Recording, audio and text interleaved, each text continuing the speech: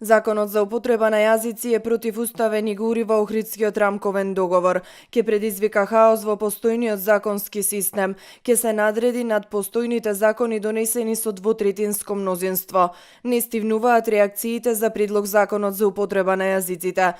Професорката од Правниот факултет Гордана Силјановска-Давкова во дебата на Макфакс вели дека членовите од предлог законот кои што се однесуваат на униформите, символите и судските постапки се носат со двотретинско, а не со обично мнозинство. Во Охридскиот рамковен договор има анекс Б, кој што се однесува на законските промени во функција на Охридскиот рамковен договор, односно во функција на уставните измени, и тамо во точката 8 има наслов закони што се однесуваат на употребата на јазиците, значи не закон, не омнибус закон, туку закони.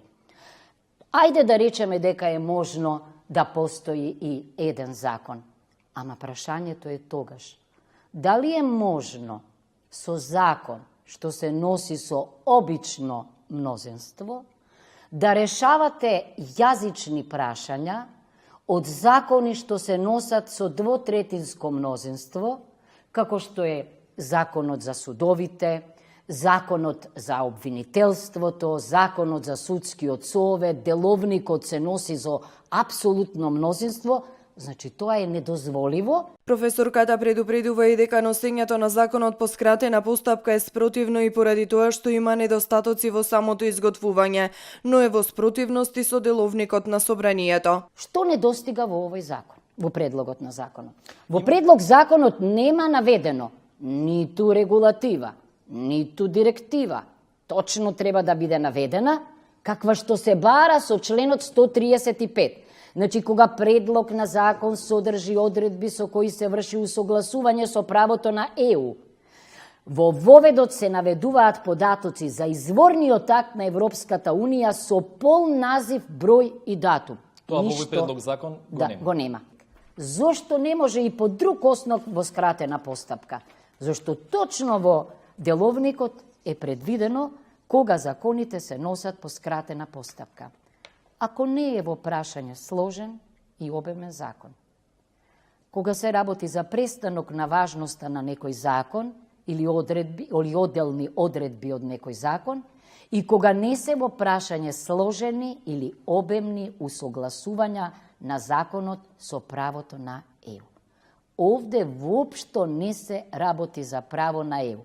Значи, знаменцето е тројански конј. Професорката од Институтот за македонски јазик Симона Груевска-Маџоска, која заедно со нејзината колешка Александра Ѓуркова претходно доставија и официјален приговор, информираше дека минатата недела во Институтот едногласно бил усвоен ставот дека законот треба да биде повлечен. Во истиот се образложени и причините за ваквата одлука. Прво, рамковниот договор е комплетно имплементиран во Уставот, дека е исцрпен, дека таму во таа точка 6, каде што се зборува за употребата на јазиците, нема дел кој што веќе не е имплементиран. Значи, се што е таму ставено, а тоа е дека треба да има основно и средно образование на мајчин јазик, треба да има со посебни спогодби универзитети да бидат финансирани на тој јазик или од државата. Патните документи, исправи лични и така натаму да бидат и на тој јазик. Така.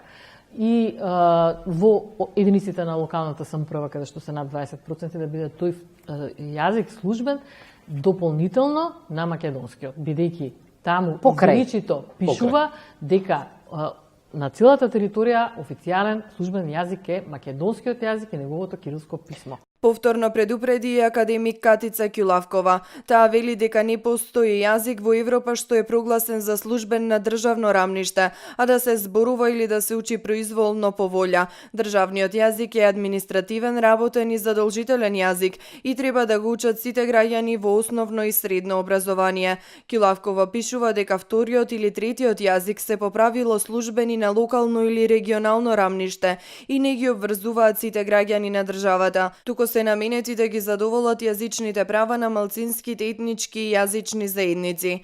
Законот ќе предизвика хаос во постојниот законски систем, ќе се надреди над постојните закони донесени со двотретинско мнозинство. Не се почитува ни минимум македонски јазичен кодекс. Така ќе се доведат во прашање редица стекнати цивилизацијски придобивки.